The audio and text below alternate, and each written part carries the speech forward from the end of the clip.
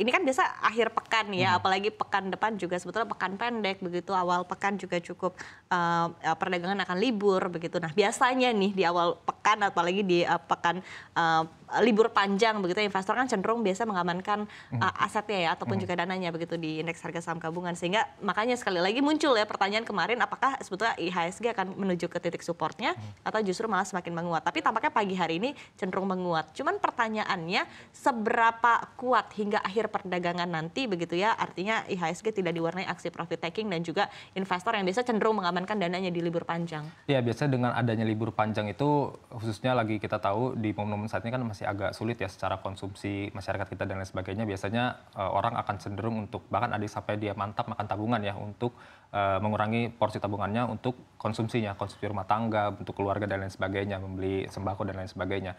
Jadi dengan momen kondisi saat ini juga nampaknya belum begitu cukup kuat ya perekonomian kita, makanya biasanya saya rasa dengan adanya mungkin THR menjelang Lebaran dan lain sebagainya, pendapatan juga ada mengalami kenaikan dibandingkan bulan-bulan sebelumnya.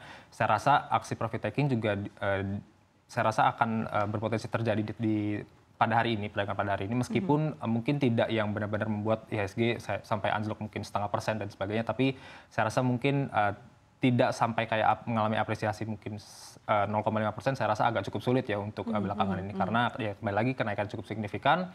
Biasanya kenaikan cukup signifikan ini untuk beberapa investor itu juga kan tentu akan ada aksi profit taking di sana. Oke, artinya mungkin penguatan masih berlanjut tapi mungkin akan cenderung lebih terbatas begitu Mas Revo. Oke, baik.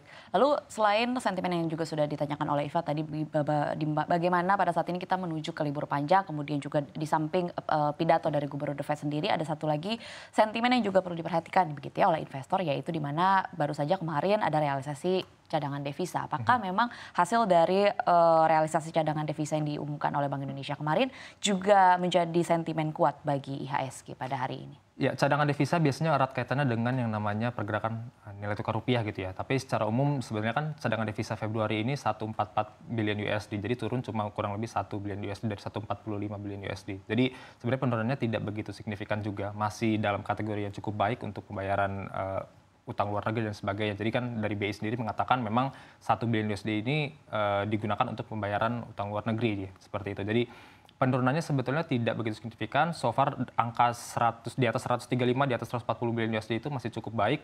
Makanya kalau kita perhatikan, kalau kita hubungkan ke rupiah pun, rupiah masih relatif mengalami apresiasi gitu ya belakangan ini. Bahkan mungkin 2-3 hari terakhir ini.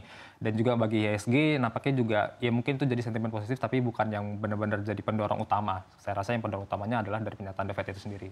Oke, baik. Kalau kita beralih ke sektoral begitu ya, sektor apa yang mungkin masih akan diburu oleh para pelaku pasar, apalagi kalau kita melihat nilai transaksi cukup besar hari ini ya, sudah mencapai 4 triliun di 4,1 begitu ya dalam 20 menit perdagangan pertama, ini cukup tinggi begitu ya. Tapi kalau kita lihat lagi, kita bedah lagi, untuk aktif turnovernya juga memang masih didominasi oleh saham-saham di sektor perbankan gitu. Tapi apalagi yang memang tengah diincar oleh para pelaku pasar tentunya selain pembagian dividen. Ya, perbankan tetap menjadi backbone tadi ya.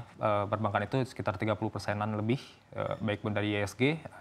Big Four kita tuh market cap-nya juga sangat besar sekali, BCA, BRI, BNI, dan juga Mandiri.